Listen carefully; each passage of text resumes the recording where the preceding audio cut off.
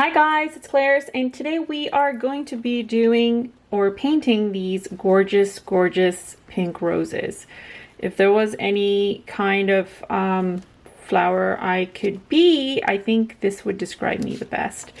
So I love these delicate, pretty, dreamy, romantic looking roses. Such a pretty, pretty color. So we're going to be tackling these. For my colors, I'm going to be using Carmine because it's got a really nice pinky hue. I'm going to keep the violet handy. We're going to mix a little bit of that with the Carmine, my yellowish green, and the yellow ochre. And these are from the White Knights St. Petersburg line of watercolors. For my paint brushes, I'm going to be using the Vinci #1 mop brush and then the #4 silver black velvet. And for my palette, I have this nice oval gorgeous palette by Lisi Arts. You can find her on Instagram. She does amazing resin artwork. I have two containers of water ready. And then finally, we are using the Canson watercolor paper for this. All right, so hope you guys are ready. Let's begin. So the first thing I want to do is I'm going to take the #1 Da Vinci and I'm going to be mixing some of the color on here. So we're first going to mix some of the Carmine, and we want a nice hue, and I love that color, it's so pretty. And now we're going to get a little bit of the purple or the violet, and I want to see what happens when you sort of mix it up. So notice that I'm keeping some of the pink handy over there, but I'm kind of using some of the purpley, like keeping the purple away from the pink is what I'm trying to say. And then what I'm also going to do is get just a little bit of that pink, add it to the purple that we have, and this way we've got two different kinds of hues happening. All right, now I also want to use a little bit of the yellow ochre, but I think that can come a little bit later on. For now, I think we are ready to start. I'm going to start off by doing the center of the rose, and the center of the rose you can see is very detailed like this. It's a lot pinker in the center, and then it's like a lot lighter outside.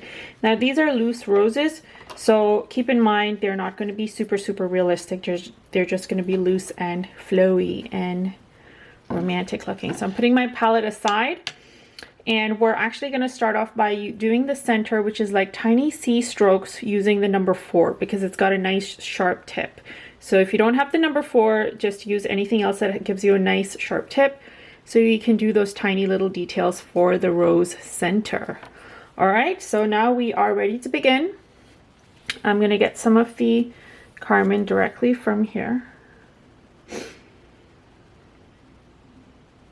And actually, before this, what I want to do is I'm going to take this to the next level and make this extra dreamy by adding a spray from my bottle of water and just getting some nice dampness onto the paper ahead of time. So I'm just spraying it ever so lightly, just randomly on the sheet. And then I'm just going to lightly dab. All right, and now we are ready to do our little C strokes. So I'm going to start off by doing some right where I can see the dampness. So I'm going to do tiny little C strokes using this color that I have, mixing some color off to the side here, just so I can get a little bit of a softer hue. And again, we're going to go in and do these C strokes all around. And super tiny, and we're allowing this water to kind of have it seep and go and do its thing.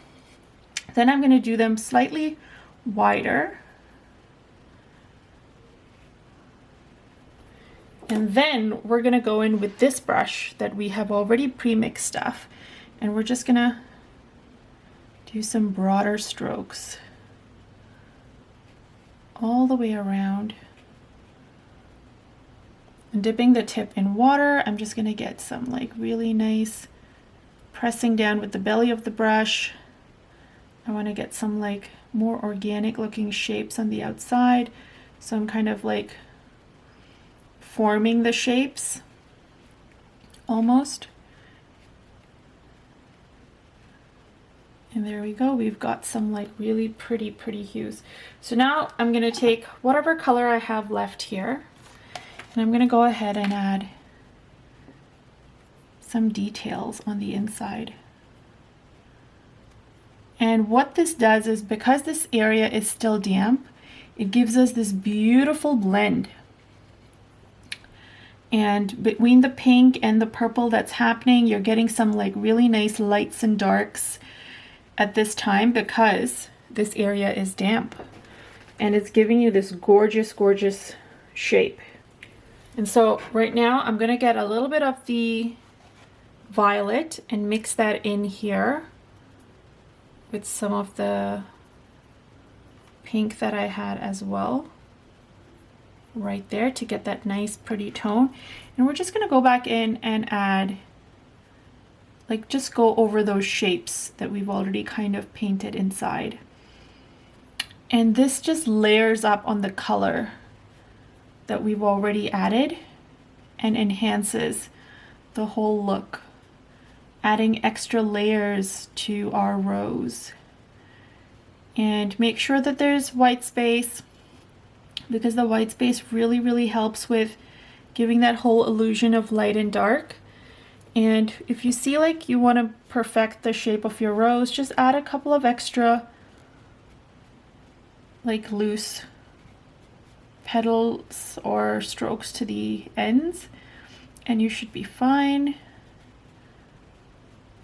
And just kind of soften the edge if you feel on the inside it's a little bit too rigid or harsh looking, and then you can kind of leave it as is.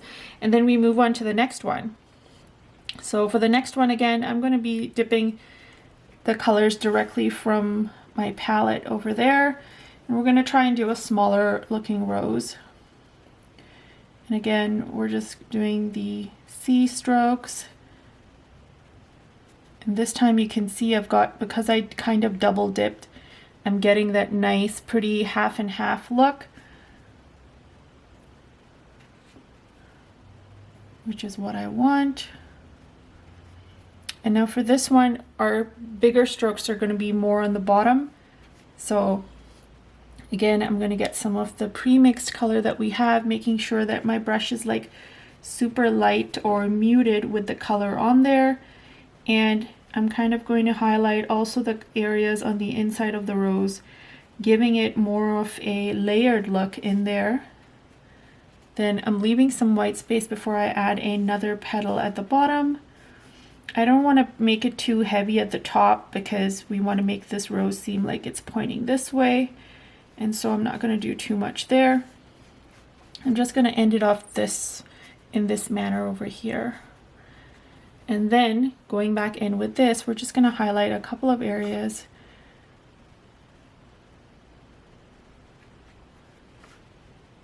For this rose. And then we are almost done. And then we can even highlight the rose that we did over here. Just go in and add additional layers once this is dried. And this is like layering for your roses, which is always a nice thing, especially when it's flowers that are almost kind of like multi-dimensional, really, because of the many layers that they have. So it's like you're just kind of adding these layers as they dry off, and it just adds more depth to your flowers. So just like that. So very nice. You can see they're very different. Like one has more detailing in the center, and the other one is a little more white and looser. They both work equally well. And then you can just kind of take your brush, your mop brush, actually not even the mop brush, let's put this brush aside. the number 4, and we're gonna mix some of the orange, sorry, the ochre and the green, and we're gonna get some nice green to go with the rose. So mixing that green there, washing it off, getting some of the ochre, and I'm gonna mix that in here so I get like this nice olivey green, which is what I want for my flowers. And we're gonna do some really nice loose looking bottom bits for the flower. So just like how these look here. And if they're touching areas that are damp, oh my gosh, I think that would look really, really nice. Let's get some added color variation in there. So I'm gonna get that stem happening. Just like that. I'm gonna get a little bit more of the ochre in there because I'm not a massively huge fan of this color, this kind of green rather. And then we still have some areas that are damp, so if you want to do some leaves, very loose looking leaves that are just kind of coming out this way, now's the time while it is still nice and damp, and gives us that nice pretty soft hues, right, coming to the flower right there. Perfect. And then we can do some over here as well, but at this point you kind of get the idea of what we've tried to achieve and what we're trying to do here. So it's super simple once you kind of practice the whole water consistencies and just get the petal to the middle and add some color to your brush and just paint. It should not be daunting. I mean, at first it is, I guess. Anything that's unknown is always daunting, but once you give it a shot and you give it a try again, because the first time is always more of an experience thing, and then you kind of go ahead and once you have the experience, you know exactly what needs to be done where, and then you kind of go and tackle that. And you know exactly what needs to be switched out if you did it differently the first time. The second time around is always easier. So yep, this is the whole idea for the roses. Hope you guys like this. Let me know in the comments below what you thought. These are the loose roses, or a loose kind of rose. Tag me in your work on Instagram, guys. I would love to see what you guys come up with. And yeah, just let me know what you liked about this and what you didn't.